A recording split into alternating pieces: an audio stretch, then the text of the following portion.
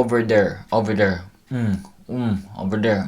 Hi, good morning, good afternoon, good evening, or good night if you're about to sleep. Hi, my name is Phil, and welcome to another segment of The Freaky Filipino, where we talk about weird stuff from the land called the Philippines. Now, I would like to thank my subscribers who have been watching me for a while. Now, as you can see, my channel has been growing drastically ever since I reached 1K. Woohoo! Even though I'm not really consistent in posting new videos. Yes, I admit it. I'm a bit lazy. But you know, I have work and other stuff, okay? So before we begin, please do subscribe to my channel to see more weird, freaky Filipino content if that's what you're into it. And if you want to suggest new topics, please do follow me on Instagram and just message me directly. Sometimes I do a poll every after video I make in YouTube. And you can vote which topic you want to hear next time. Now, I have plenty of topics running through my head, and I just let people choose the topic for the next video because, you know, it's gonna be crazy in here. Now, one of the topics you chose was this one that we are going to talk about: weird Filipino habits. Yes, we have a lot of weird ass freaky mannerisms and stuff like that, but in our eyes, you know, it's just normal. So I will be talking about the regular habits and practices that deemed to be normal in the Filipino culture, but kind of bit weird from the eyes of people outside the country. Now, I won't be talking about superstitious belief because that's another video for itself, but some of the habits that we're going to talk about is also linked to old beliefs of the Filipinos, which is quite interesting, y'all. So sit down, relax, and let's begin. Now, let's start with the most famous Filipino mannerism, the lip pointing. Over there. I never did notice at first that most of us Filipinos do this. Not until I saw videos of Filipino Americans call this out for their skits. She points with her lips. Joseph, get that for me. That. What are you pointing at? That right there. Like I said, it's kind of a bit normal for us. Now, this lip pointing has actually a term, and it's called nguso or pagngunguso, because nguso is the snout area of the face. Because you're not just using the lips alone, you're actually using the chin and also sometimes your eyebrows when you point stuff. Over there. But this habit is not unique to the Filipinos alone. We share this kind of habit around the world, actually. Now, this is quite common in the Austronesian ancestry ranging from Southeast Asia to the Pacific Islands. And sometimes the people in West Africa use this. Now, the question is, why do we do this? Well, there are different theories why especially us Filipinos do this, but I'll name a few that are logical to our culture. Now, the first reason is that it is connected to our old beliefs from our ancestors. Now, one thing you should know that early Filipinos were mostly animistic and pagans. Now, they believe that there are beings living with us in the invisible world. Well, actually, even until now. Now, Filipinos never did use their fingers to point stuff because it was considered to be rude. And even until now. And it's really rude when you point at someone. Now, if you accidentally point to a tree and you didn't know that your not so friendly neighborhood capre was living there, you get cursed. Phew. Magic. Now, this theory is believable because we do have a lot of habits that link to superstition. Like how we knock on doors. We say tao po, which means human here, hello, to signify that you're not some other creature by the door. Or you say tabi tabi po, which translates to excuse me. So if you're about to throw something or pee in the woods, so you say tabi tabi po to warn these creatures and you don't hit them or pee on them. Now, back to the lip pointing. Now, why is using your fingers rude? Well, it is believed that your mouth is cleaner than your hands. Well, actually it is. That's a fact, okay? That is why it's preferable to point with your mouth than your hands. Pointing like this is like, ew, you filthy little rude. But there is another explanation to this according to Ronald Vincent Salva. It is the concept of energy, expression, and clarity of the message. Now, pagngunguso actually saves time and energy. So if you're in the streets in the Philippines, you know, everyone's just, you know, busy. Now, people are just carrying heavy stuff, selling fish balls or kwek or playing mahjong. You know, their hands are just full all the time. So if you're giving directions, this is much easier. Which also reminds me that Filipinos don't say hi by waving their hands, but by simply raising their eyebrows, it's enough. Hi, which I always do back in the Philippines, and yeah, I keep forgetting that, you know, I don't live in the Philippines anymore. People might take the message quite differently if I use my eyebrows. bad idea, okay? Now, the snouting also gives more expression when you give out the message, and make sure if the message is given. Now, it's like an additional message, like, it's over there. Now, in our culture, feelings are valued in communication. It kind of gives more intensity to your message. So, for example, you tell your family or friends that you got a promotion in work. Oh my God, anak, congratulations, aasenso na tayo sa kahirapan. Oh my God. Ay, wow, sana all. Yeah, wow. Now, take note, guys, very important. In pagngunguso, you can only use this with your peers or people younger than you, because it's quite rude if you do this to someone with, someone older or people with higher positions. So what are we gonna use if lips and fingers are considered rude? Over here, sir. The exit is over there, ma'am, sir. Here's the menu, okay? 10 pesos for extra rice. Well, speaking of expression, let's go to the next mannerism. Filipinos talk loud to each other. In other words, we're just freaking noisy. I can't deny that, okay? Living proof. Well, to give you an example, I was in another city in Netherlands. There were these group of girls talking very loudly. And when I turned back, Filipinos. And they were also wearing winter jackets in a very warm spring season, which I do sometimes. Don't judge us. So where are we heading to the story? Well, let's be real, okay? When Filipinos come together, we're just, very noisy. Now, have you heard us laugh when we are in groups?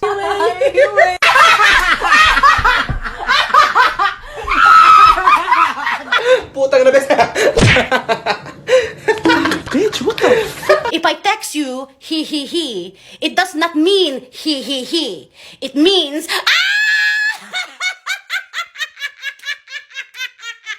Very dangerous. When Filipino friends get together, there may be plenty of chatter. Maybe not maybe, but for sure. And you might assume, oh, that's how Filipinos are. We're just loud. Now, in my channel, I don't sell for that answer, okay? Never. Again, it has a deeper explanation. Now, early Filipinos make a lot of noise to ward off ghouls and, sometimes gods. Yes, gods. Well, a specific moon-eating god known as the Bakunawa. Now, in the province of Masbate, the people believe when there is a lunar eclipse, they believe that the moon is devoured by a humongous fish-like dragon god, and the only way to save the moon is to make lots and lots of noise. So people in Masbate gather around and bring out their tambuli and drums to scare off the Bakunawa. Also noted in the earlier records that there are belief of ghouls found in many areas in the Philippines that steals and eat corpses. Now, ghouls such as the balbal, berbalang, and ungo, to name a few, but they were also known to attack the living if there is a presence of a dead body around. So our ancestors make sure the vigils in funerals are noisy as much as possible, which also explains that Filipino funerals are not that solemn. So if you ever come across a funeral in the Philippines, you see people crying in front, well, that's normal. The other side, you see groups chattering, and on the other area, a couple of guys are playing card games, and at the back, people are just eating food that is prepared for the visitors for the funeral. It's just like a circus. A lot of things are going on in one time. So basically, we are noisy to get rid of evil vibes and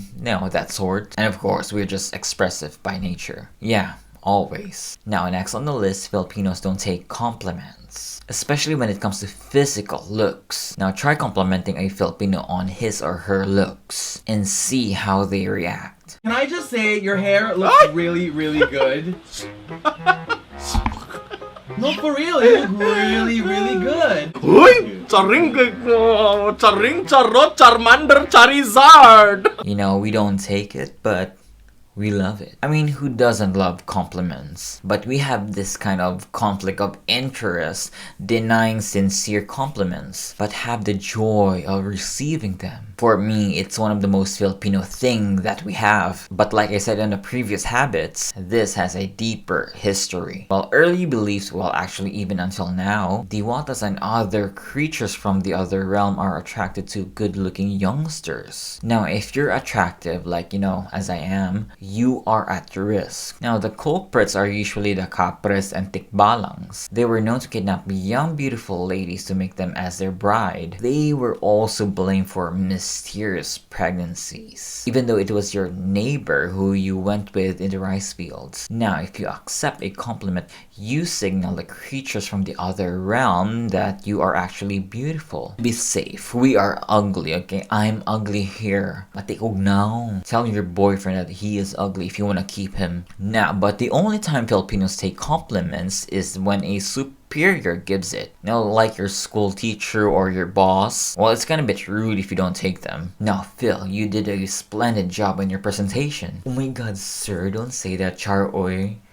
Not good. But does this endanger your life if you accept a compliment? Well, you're in danger if you accept a compliment from your peers. But if you accept a compliment from your superiors, you're actually safe or even blessed by it. So in the mythical and religious basis, we align it as if God or a higher deity has the last say. And in the past, now after colonization, people presumably have seen apparitions of saints and heard the voice of God, either for a sign or a purpose of some sort.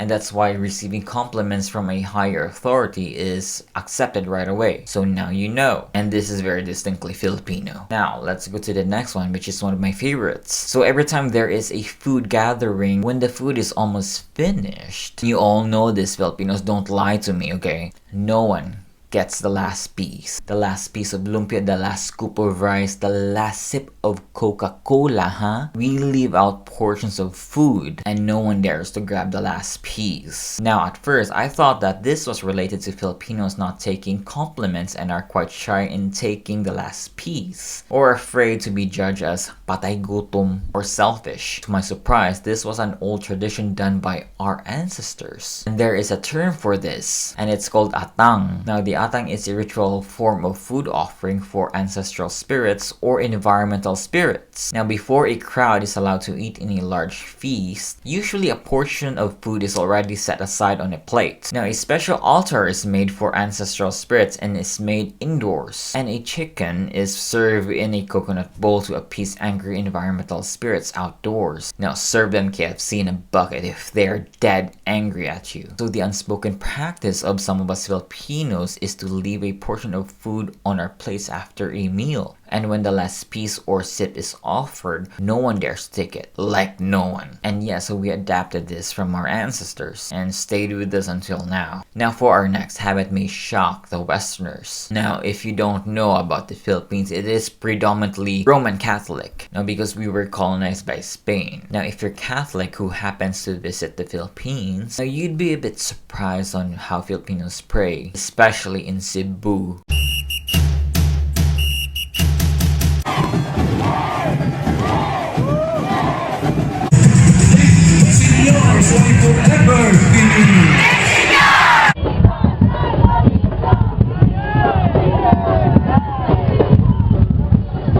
Moving your hips in a suggestive manner while holding the image of Jesus Christ. The blasphemy. Growing up in Cebu, this was quite normal, and I see this almost in a daily basis. And you can see this when you go to the Santo Niño Church and you see people dancing with their candles or other religious items in front of the church or altar. And when I started to learn about the Western Catholicism, okay, we're the different ones. Now you have to understand, before the Spaniards colonized the Philippines, most of the early Filipino tribes were pagans or animistic, and they have their own way of performing rituals and prayers. And the most common manner of their ritual were singing and dancing. While my good friend Antonio Pigafetta, which I mentioned a lot in my videos, which also one of the people who came with the voyage with Spain, documented this. He praised the natives with their musicality. And for most of the time, rituals are performed by the village shamans, or the babaylans as we call them. As you can see, they either dance with inanimate objects such as wood, rocks, or fruits, used for blessing, protection, or healing. And also sometimes they use animals before they,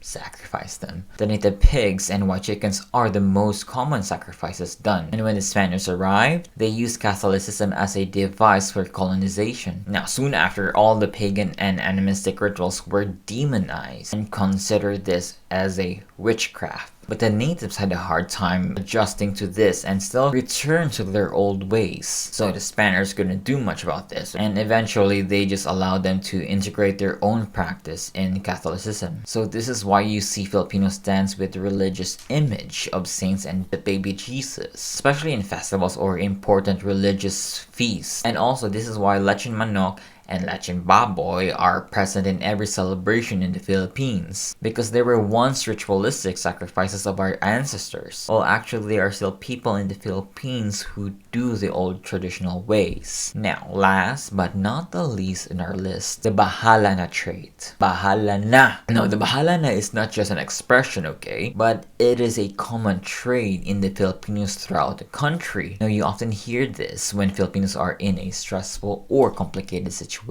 Hey, your report is due tomorrow. Make sure you complete it by then. Ay, bahala na. Girl, I think your boyfriend is cheating on you. Ay, bahala na siya sa buhay niya. Hey, did you pay the electric bill? It's due today. Bahala na si Batman. What is bahala na exactly? Now, there is no direct translation to this expression, but we can translate it through context. It basically means whatever happens. Things will turn out fine, come what may. Well, according to Filipino psychology, it is described as determination in the face of uncertainty, which can be a positive trait not to stress yourself much, but can also be a negative trait that may lead to fatalic consequences. Hey, there's a typhoon coming. Should we prepare food or something? Bahala na. So where did this mentality come from? So let's first know where exactly bahala na come from. The original expression of bahala na is Bathala na. In the Tagalog mythology, Bathala is the supreme being and creator of the universe. So Bathala is top of the gods in the Tagalog mythology. But in the 16th century, after the arrival of the Spanish missionaries, Bathala was identified as the Christian god. And in the course of the 19th century, the name Bathala was no longer used, but instead Panginoon or Diyos in the Tagalog language. But the expression was still continued, and from Bathala it became Bahala. And you also hear this expression, Bahala na sa Diyos, which means leave it up to God. Now you might be thinking that this mentality applies only to Tagalog speakers. No, let me stop you there. The beliefs of the Philippines are generally animistic all throughout the country. Now everything that happens around them are caused by the spirits that surrounds them. And when bad things happen to them, they just accept it without any question. And this trait has been carried out until today. But the majority of the Filipinos has linked it to God's will. And now you know. To summarize everything, it just shows how our belief and practices are very much alive even until today, even without noticing it. And I do it sometimes. Now these are just habits that are linked to our old beliefs, but there are also actual habits that we really acknowledge them as our superstitious belief. Now just like saying Tabi Tabi po or avoiding cutting sacred trees such as the balete, basically not to mess with nature so that you won't anger spirits. And that was it for today, and I hope you've learned lots also. And don't forget to follow me on Instagram and suggest your own topics and vote for your topics of choice. So stay safe and bye bye.